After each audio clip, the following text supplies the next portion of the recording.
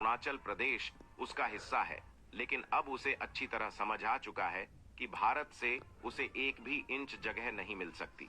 इसी वजह से उसने समझौते का यह प्रस्ताव भारत के सामने रखा है, जिसे भारत ने साफ तौर पर खारिज कर दिया है।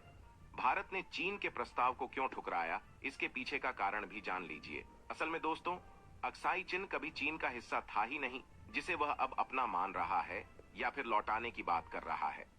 भारत ने चीन को स्पष्ट रूप से यह कह दिया है कि जब यह इलाका तुम्हारा कभी था ही नहीं, तो इसके बदले में तुम भारत से किसी भी तरह का समझौता कैसे कर सकते हो।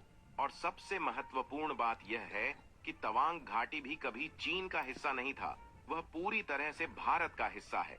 इसलिए तवांग घाटी को चीन को सौंपने का सवाल ही नहीं उठता।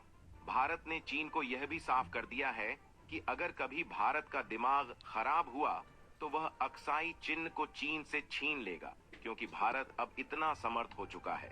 और यही रीजन है कि चीन को डर सता रहा है कि भारत चाहे तो तवांग घाटी, गलवान घाटी और अन्य क्षेत्रों से चीन का नामो निशान मिटा सकता है।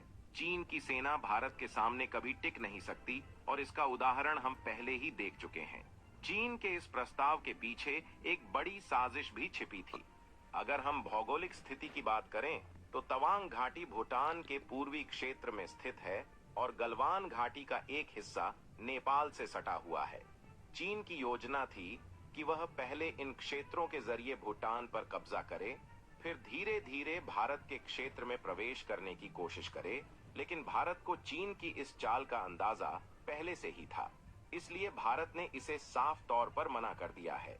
यह बात पहले से ही चर्चा में थी, क्योंकि चीन के सबसे बड़े अखबार ग्लोबल टाइम्स में इस मुद्दे को प्रकाशित किया था। तभी से भारत ने इस प्रस्ताव को रद्द कर दिया था।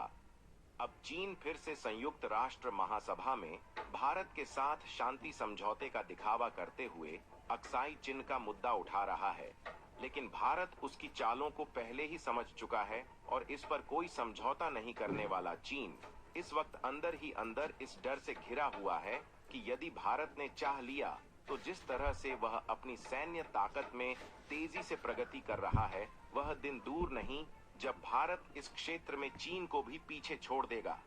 हाल ही में भारत ने वैश्विक स्तर पर अपनी ताकत का प्रदर्शन किया है और